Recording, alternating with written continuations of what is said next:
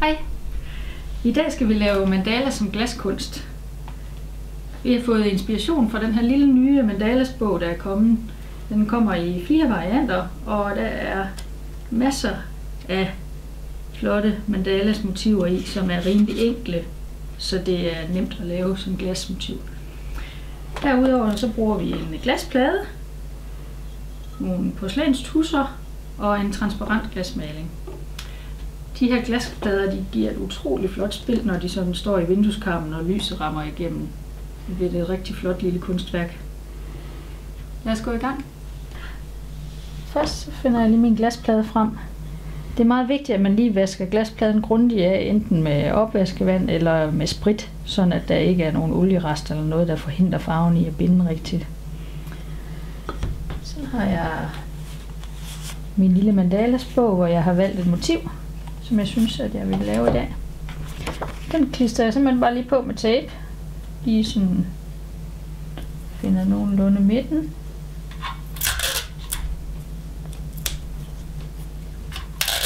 Og så lige et par stykker tape på hele vejen rundt. Så er der styr på den. Fordi man laver det på den her måde, er det også rimelig nemt for børn, der ikke er ret gamle at være med, fordi motiverne varierer, så der er nogle motiver, der er meget enkle, og der er nogle, der er lidt mere svære og lidt sværere at lave. Så tager jeg min porcelænstus og tegner simpelthen bare oven i den her mandalas. Jeg bruger den sorte her, men det kan man jo gøre lige som man har lyst til. Så har man simpelthen bare stille og roligt mønstrene op. Mandalas er jo rigtig god til at give ro og fordybelse, og hvis man har svært ved at finde roen og svært ved at koncentrere sig, så kan man bruge mandalas til at sidde og fordybe sig med og lære at slappe af. Her er en, jeg har tegnet op, og den vil jeg begynde at farvelægge. Jeg bruger de her transparente farver til det, fordi jeg synes, det giver sådan en flot lysspil, når det står i vindueskarmen.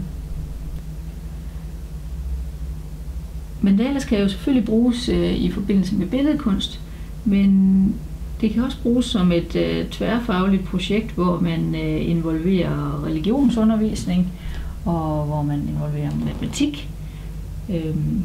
Man kan jo lave sin egen mandalas, hvis man vil lege med det og regne ud, hvordan cirklerne og trekanterne og sådan noget skal være i forhold til hinanden, for at det bliver det her helt symmetriske look.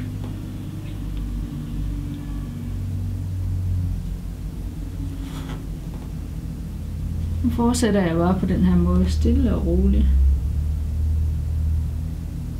indtil hele glaspladen er fyldt ud med farve. Jeg har lavet en, jeg har malet færdig, som er klar til at komme i ovnen. Vi skal lige have farven fikseret ved 160 grader i 30 minutter.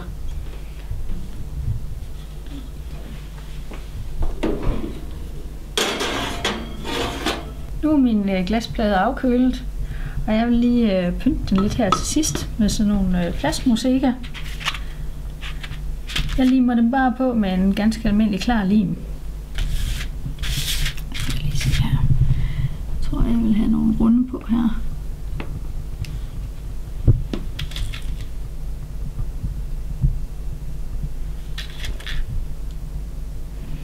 Så kan man også lige lave lidt ekstra spil ved at komme noget herude i det ensfarvede. Jeg synes, det giver sådan lige en flot finish, men man kan selvfølgelig også bare beholde sin mandalas helt ren, uden pynt af mosaikken.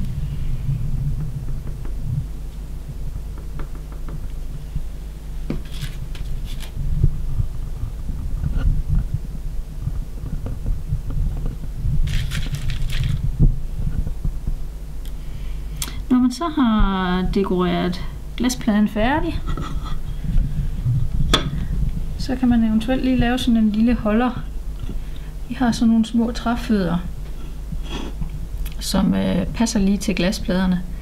Dem kan man jo male eller lade stå ro, og når man så sætter glaspladen ned i, så har man en fin holder, så man kan udstille sit kunstværk. God fornøjelse.